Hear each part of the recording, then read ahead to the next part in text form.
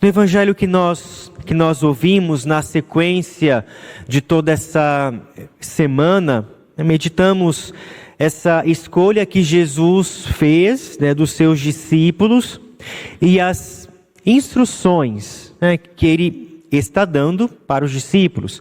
Então, digamos assim, Jesus que está ali formando, escolheu e agora está dizendo como que eles devem viver nessa condição de discípulos, de discípulos.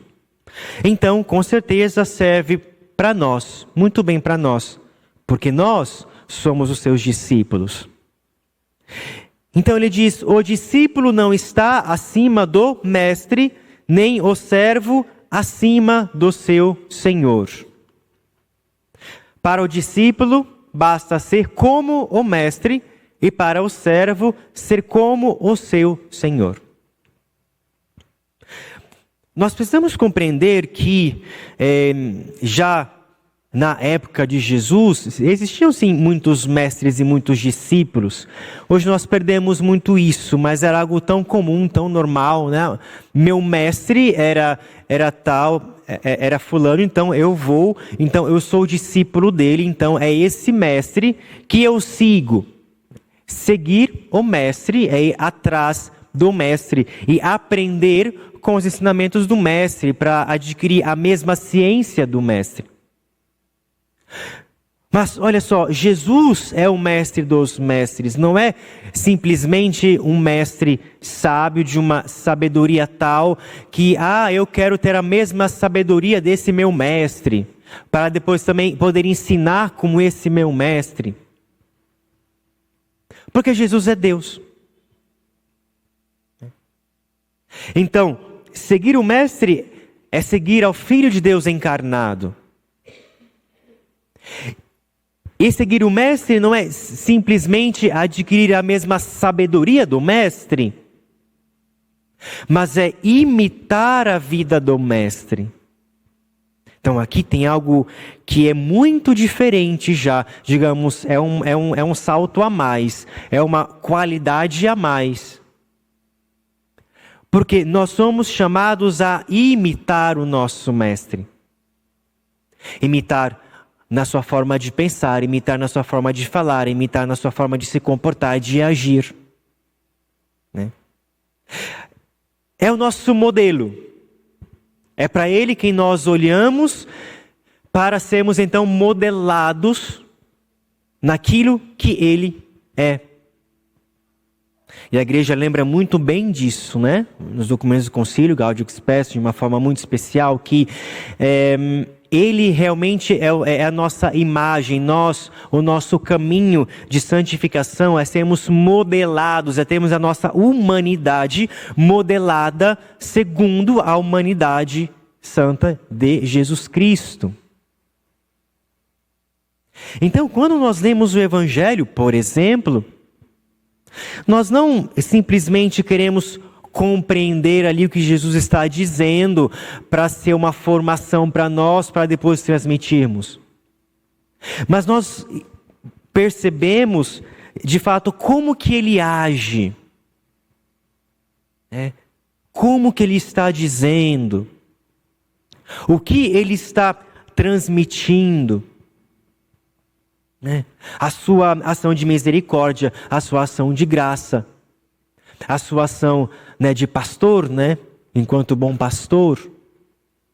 Enfim, para Jesus nós olhamos por inteiro e nós aprendemos dele o que nós devemos também ser na nossa humanidade. E outra coisa, nesse mesmo ambiente, digamos assim, histórico de Jesus, muitos discípulos queriam ser maior que os mestres.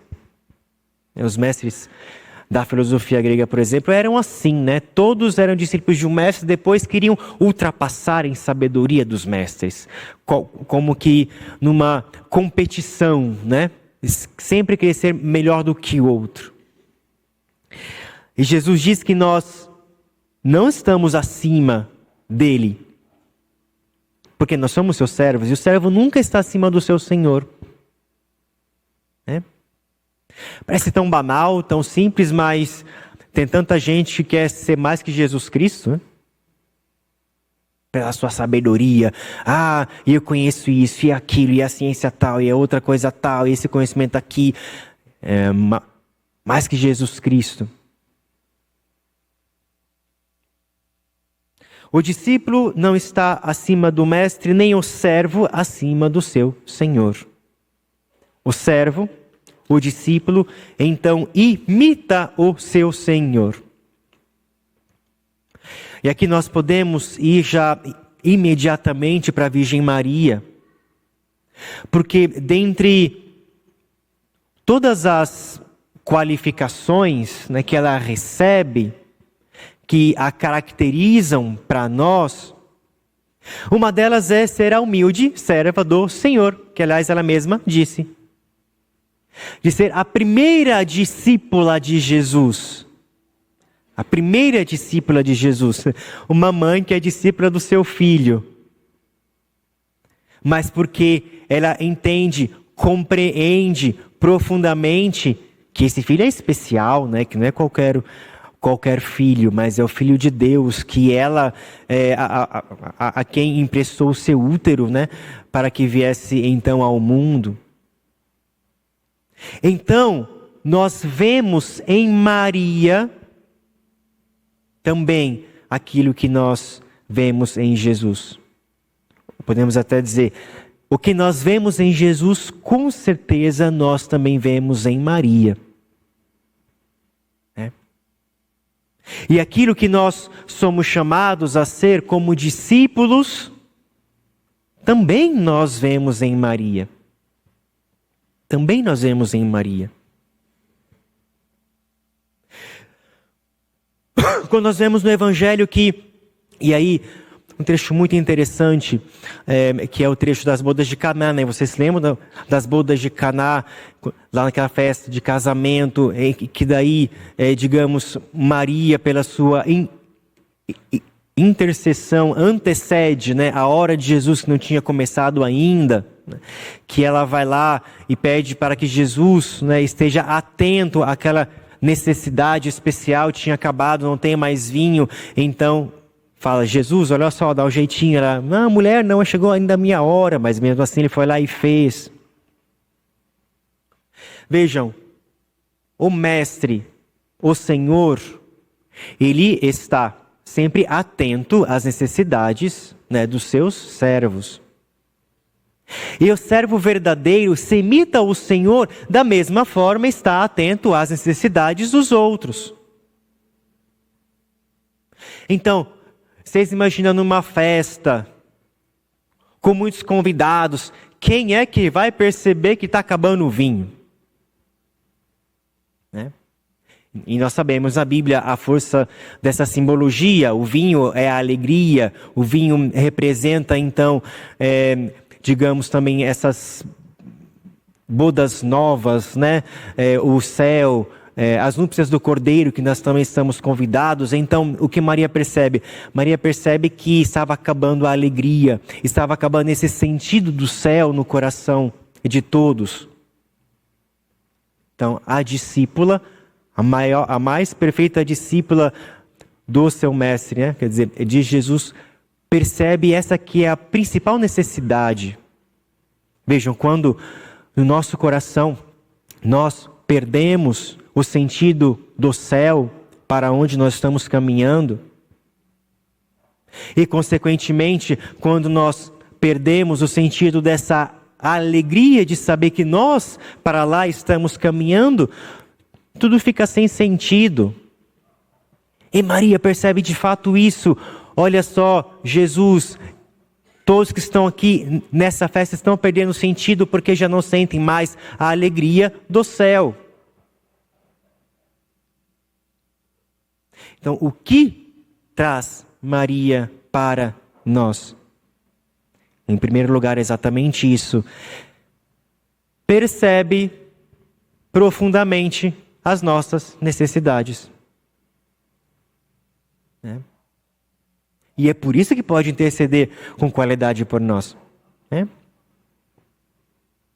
Percebe que falta algo na nossa vida, que falta brilho na nossa vida, que falta tantas e tantas vezes esse desejo do céu, esse estar inclinado para o céu, para a própria vida de Jesus Cristo, porque as bodas, né, de Caná nós estamos vivendo constantemente, porque nós constantemente celebramos a Eucaristia e vamos celebrando até o nosso encontro definitivo com o Senhor, né, até a nossa morte. Então, constantemente estamos sendo preparados para esse encontro, né, com o Eterno, com esse encontro com o Senhor. E constantemente, é claro que Maria está ali sempre atenta às nossas necessidades, e essa necessidade principal, nos falta a alegria, nos falta o brilho, nos falta estarmos inclinados para a graça. E ela, Jesus, olha só, filho, olha só, e diz para todos, façam tudo o que ele vos disser. E aqui está o segundo aspecto. Vou ler de novo aqui. O discípulo não está acima do mestre, nem o servo está acima do seu senhor. O que Maria faz? E por isso ela é perfeita. Ela sabe que ela não está acima de Jesus. E fala, fazei tudo o que ele vos disser. O que ele vos disser. Então assim, eu percebo as necessidades, mas quem vai fazer é ele. E eu só falo para ele. E daí sim, é ele que vai agir e que vai realizar. Então, é perfeito isso aqui em Maria, né? A discípula não está acima do seu senhor, do seu mestre. A serva não está acima do seu senhor. Então, quando nós, de fato, olhamos para Maria, pedimos a intercessão de Maria, amamos a Maria, é justamente para vivermos isso daqui, para aprendermos com ela a sermos verdadeiros discípulos. A termos essa certeza da nossa vocação na igreja, de sermos instrumentos também na mão de Jesus, né? Nesse evangelho, Jesus, repito, está dando instruções para os discípulos da forma com a qual eles devem ser discípulos, né? Mesmo diante de todas as perseguições e mesmo diante de tudo que pode querer pelas forças do mal, né, destruir os discípulos, né? E continua, se ao dono da casa eles chamaram de Beelzebu, quanto mais seus familiares, não tenhais medo deles. Ontem Jesus falava no Evangelho, né? Vos envio como ovelhas no meio de lobos, né? Esse é o discípulo. Não tenhais medo deles, pois nada há de encoberto que não seja revelado, e nada há de escondido que não seja conhecido.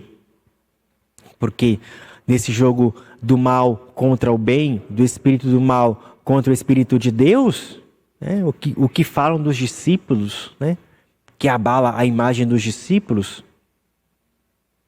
E como o discípulo também, lá no seu recolhimento, no seu escondimento, sofre também por causa da missão do Senhor, né? Sofre por causa da missão do Mestre, ele fala, aquilo que eu vos digo na escuridão, dizei-os à luz do dia. Não se preocupa, porque tudo aquilo que é escondido vai ser revelado. E sempre, no final, os discípulos de Cristo vencem, sempre no final vencem. Porque estão trabalhando na sua obra, não é? Na sua obra. E é bonito também essa continuação, né? Quanto a vós, até os cabelos da cabeça estão todos contados. Precisamos ter essa certeza de que Jesus conhece tudo de nós e permite tudo na nossa vida. Porque é Ele que conduz a nossa vida. É Ele que conduz a vida do discípulo. Não acontece nada que não seja permissão dEle. Não acontece nada que não seja permissão dEle.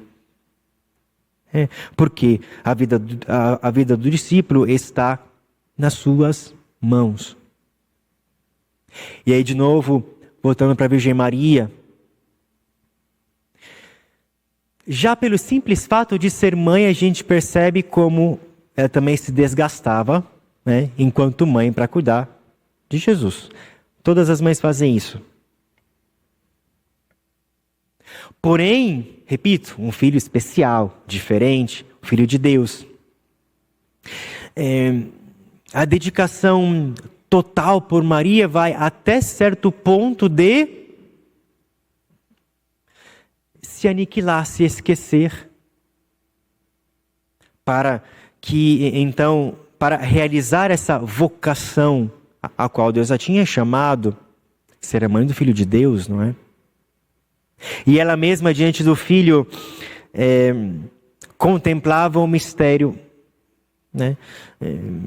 Tantas vezes não compreendia, foi compreendendo também, né? Quanto a Maria, guardava todas as coisas meditando em seu coração. O que quer dizer isso? Quer dizer que ela também ficava maravilhada, ficava cheia de estupor, cheia de alegria de ver lá, né, o Filho de Deus crescendo e ela educando, né? Se para nós esse mistério já nos enche o coração, vocês imaginam, né? Vocês imaginam concretamente para ela. Então, e o esquecimento dela enquanto mãe vai até certo ponto de ela mesma estar ali contemplando a própria obra que Deus tinha pedido para ela realizar. Amar a Maria é também aprender com ela a nos colocar com estupor, com maravilha diante da obra de Deus que se realiza para nós também, né? Tantas vezes nos acostumamos demais com a graça de Deus. Se torna normal. Normal. Acordei hoje. Nossa, que legal, acordei, faz parte. Faz parte da vida acordar, então vou trabalhar. Aí acontece, sei lá, alguma coisa importante. Um exemplo, né, uma promoção de trabalho, nossa, que legal. Não, mas é fruto do meu trabalho. Nos acostumamos com todo tipo de realização, como se fosse algo normal e não nos maravilhamos mais que isso é graça de Deus, é mistério de Deus, é vontade de Deus se realizando na minha vida. Então, Maria nos coloca diante da verdade, da graça de Deus, da ação do Espírito, da sua presença amorosa que sempre nos conduz. Então, escolhamos de amar Maria porque, escolhendo de amá-la, nós escolhemos ser os discípulos que Ele deseja, porque dela nós aprendemos a ser esses discípulos que ela deseja. Louvado seja nosso Senhor Jesus Cristo.